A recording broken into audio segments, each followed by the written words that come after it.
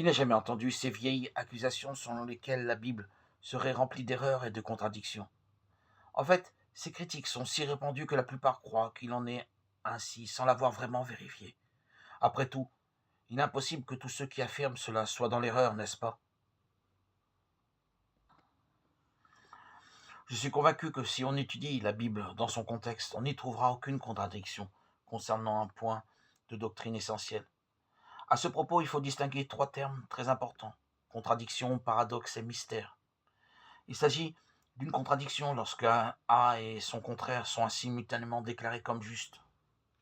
Si par exemple la Bible prétendait d'un côté que Jésus est le Fils de Dieu et d'un autre côté qu'il ne l'est pas, alors cela serait une contradiction légitime.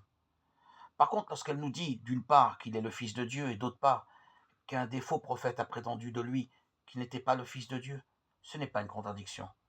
Cela souligne plutôt le fait qu'il n'est pas bon de croire les faux prophètes. On observe aussi un paradoxe lorsque deux déclarations semblent se contredire, mais un examen plus approfondi démontre qu'elles sont en fait complémentaires. Voici un exemple. La Bible enseigne que Jésus est le Fils de Dieu. Cependant, on lit aussi qu'il est le Fils de l'homme.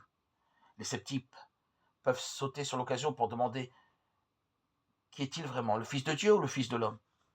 La réponse est que Jésus est également Fils de Dieu et Fils de l'homme. La Bible enseigne que Jésus est vrai Dieu et vrai homme. C'est le miracle par qu'il que nous avons connu par sa incarnation, lorsque Dieu est devenu homme, événement nommé incarnation par les chrétiens. Lorsque Jésus utilisait l'expression Fils de l'homme, il se référait à un titre donné au Messie dans l'Ancien Testament, Daniel 7,13. En s'appelant Fils de l'homme, il parle de lui comme le Sauveur. Un autre paradoxe qui est parfois source de confusion pour certaines personnes concerne l'arbre généalogique du Christ. Il est facile de constater que l'arbre généalogique figurant dans l'évangile de Matthieu diffère fortement de celui de l'évangile de Luc. Que cela signifie-t-il? Cette question est trop importante pour la passer sous silence. Une fois de plus, il y a explication simple. Jésus avait deux parents, Joseph et Marie. Matthieu nous montre la lignée de l'un et Luc la lignée de l'autre.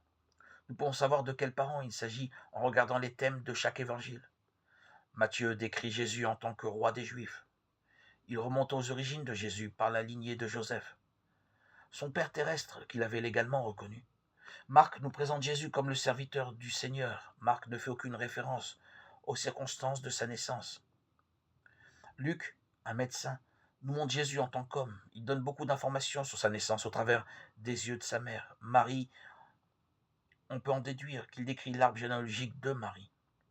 Jean nous présente Jésus dans sa divinité en tant que fils de Dieu.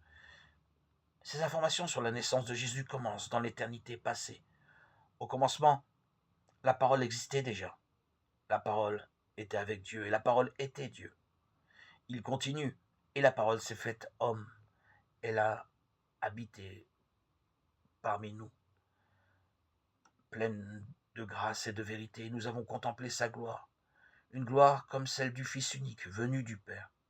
Jean 1,1 et 1,14.